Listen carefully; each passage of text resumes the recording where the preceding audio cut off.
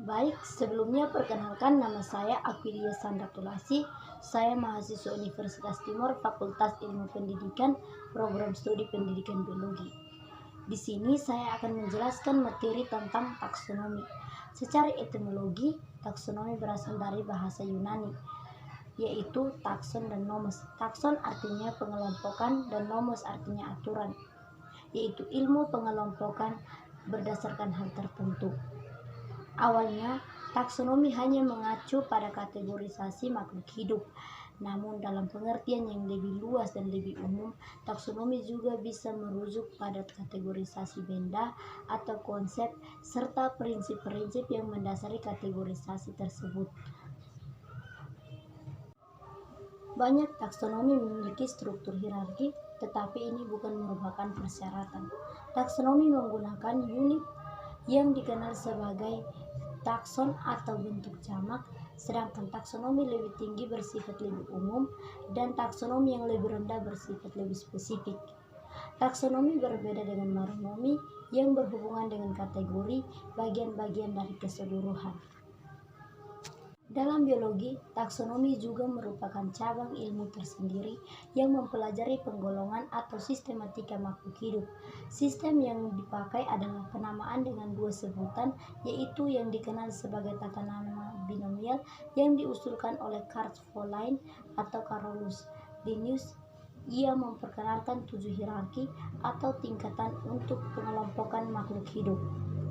7 hierarki yang disebutkan takson itu berturut-turut dari tingkatan tinggi atau umum hingga tingkatan terendah atau spesifik. Kingdom ialah kelompok terbesar yang paling umum, misalnya tumbuhan, hewan, atau jamur.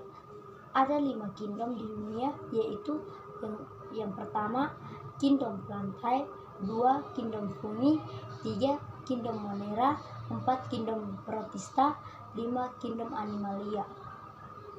Divisi tumbuhan, yang pertama Bryophyta atau tumbuhan lumut, 2 Pteridiophyta atau tumbuhan paku, 3 Spermatophyta atau tumbuhan berbiji. Ordo dalam biologi ialah sebuah sistem taksonomi hewan dan tumbuhan. Tujuan terciptanya ordo adalah untuk mengidentifikasi organisme yang berbeda menjadi beberapa kategori. Famili ialah kelompok dari genus-genus yang jelas berhubungan dekat. Anggota takson tiap-tiap ordo dikelompokkan lagi menjadi beberapa famili dengan berdasarkan persamaan ciri-ciri tertentu. Nama famili pada tumbuhan biasanya memiliki akhiran, yakni Achaea, contohnya famili Salonaceae. Namun ada juga yang tidak menggunakan Achaea, contohnya Compositae, nama lain Astraceae. Genus adalah sebuah kelompok spesies yang memiliki persamaan serta berhubungan dekat. Anggota takson menjadi beberapa genus dengan berdasarkan persamaan ciri-ciri tertentu yang lebih khusus. Kaidah penulisan nama genus atau marga, yakni huruf besar pada kata pertama serta dicetak miring atau digaris bawahi. Spesies merupakan kelompok makhluk hidup yang bisa melakukan perkawinan dan dapat menghasilkan keturunan yang infertil. Spesies sendiri merupakan takson paling dasar atau terendah. Dalam tatanan binomial, penamaan satu jenis cukup hanya menyebutkan nama marga atau selalu diawali dengan huruf besar dan nama jenis, atau selalu diawali dengan huruf kecil yang dicetak miring atau dicetak tegak jika naskah dicetak miring atau garis bawah.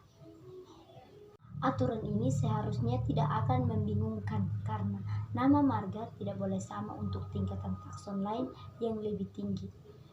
Nama ilmiah suatu jenis merupakan penggabungan 3 hal.